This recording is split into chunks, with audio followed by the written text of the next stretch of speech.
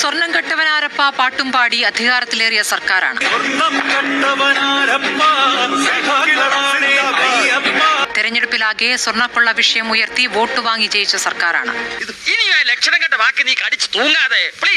എന്നിട്ടിപ്പോൾ സ്വർണ്ണക്കൊള്ള കേസിൽ പ്രതിഭാഗത്തിന്റെ അഭിഭാഷകനെ ദേവസ്വം വകുപ്പിൽ സ്പെഷ്യൽ ഗവൺമെന്റ് പ്ലീഡറായി നിയമിച്ചിരിക്കുന്നു.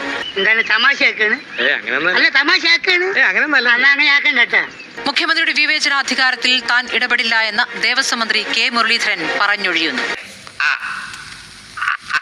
അതല്ല ഉദ്ദേശം, ചൂടാണ്ട് ഇല്ല. ഉദ്ദിഷ്ടകാര്യത്തിന് ഉപകാരസ്മരണയെന്ന് മുൻ ദേവസ്വം മന്ത്രി വി എൻ വാസവൻ പറയുന്നു. മാധ്യമങ്ങളിൽ തന്നെ ന്യായീകരണം ചമച്ചൊരു അഭിഭാഷകൻ ദേവസ്വത്തിന്റെ സ്പെഷ്യൽ പ്ലീഡറാകുന്നതിൽ ഔചിത്യ പ്രശ്നം തോന്നുന്നില്ലേ ഈ സർക്കാരിന്? അങ്ങനെയൊക്കെ പറയാൻ പറ്റുമോ? അങ്ങനെയൊക്കെ പറയാൻ പറ്റും. ഇങ്ങനെ പറയാൻ നാണമില്ലേ ഇങ്ങനെ പറയാൻ?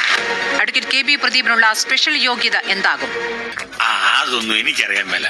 ഇങ്ങനെ എന്തെങ്കിലുമൊക്കെ പറയുമ്പോഴേ എന്റെ മനസ്സിനൊരു സന്തോഷം ഉണ്ടാവും. ഞാൻ എന്റെ സന്തോഷം നോക്കിയാ പോരെ. എന്റെ മറുപടിയിലേക്ക് എത്തുന്നതിന് മുമ്പ് സ്മൃതിയോട് ഞാനൊരു ചോദ്യം ചോദിക്കട്ടെ. രാവിലെ ഗോതമ്പ് ദോശ കുത്തുന്നോ?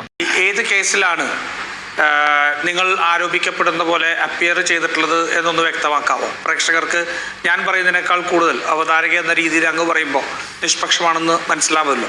ഞാൻ മാത്രമല്ല, അവരെല്ലാവരും. അതാവേ, ഇവന്മാരുടെ ഇടയിലിട്ട് എന്നെ ഇങ്ങനെ കഷ്ടപ്പെടുത്താണ്ട് ഇവന്മാരെ കുറച്ച് നേരത്തെ നിനക്ക് വിളിച്ചൂടെ? ശ്രീ രാജു പി നായർ പ്രതിഭാഗത്തിന്റെ അഭിഭാഷകനായിരുന്നു. അദ്ദേഹം അപ്പിയർ ചെയ്തോ ഇല്ല എന്നുള്ളതല്ല.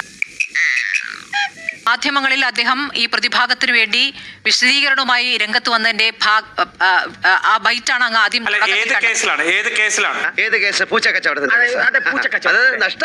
ടെക്നിക്കലായിട്ടാണ് അങ്ങ് മറുപടി പറയാൻ പോകുന്നത്. സ്മാർട്ട് ക്രിയേഷൻസിന്റെ അഭിഭാഷകനായിരുന്നോ അല്ലയോ?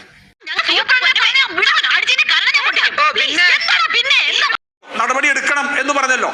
ആ കേസ് അട്ടിമറിക്കാൻ വേണ്ടി CPM നടത്തിയ ശ്രമങ്ങൾ മുഴുവൻ ജനങ്ങൾക്ക് അറിയാവുന്നതാണ്.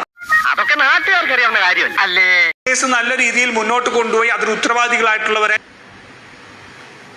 അദ്ദേഹം പ്രഗത്ഭനായിരിക്കാം. കേസുകൾ വാദിക്കുമ്പോൾ ഒരു കേസിൽ നിന്ന് മറ്റൊരു കേസ് വ്യത്യസ്തമായ കേസുകൾ അല്ല. ഞാൻ പറയട്ടെ,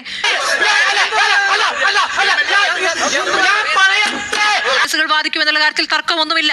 അഭിഭാഷകർ അങ്ങനെ തന്നെയാണ് പ്രവർത്തിക്കുക. നിങ്ങൾക്ക് നിങ്ങളെ പ്രശ്നം എന്താണ്? ഞാൻ യോജിക്കുന്നു. ഇതൊക്കെ ശരി തന്നെ. ഇതിനൊക്കെ എന്താ വേണ്ടെന്നറിയോ? അവരെ പിടിച്ചിട്ട് തേക്കാത്ത ചുമരും അങ്ങോട്ടും ഇങ്ങോട്ടും ഇട്ടങ്ങോട്ട് അഡ്വക്കേറ്റ് കെ സരൺകുമാർ ഇപ്പോൾ മരിച്ചു എന്ന് പറഞ്ഞിട്ട് നല്ലോണം കലയ്ക്ക് ഒരു ഗ്ലാസ് കൂടെ തരട്ടെ മോനെ.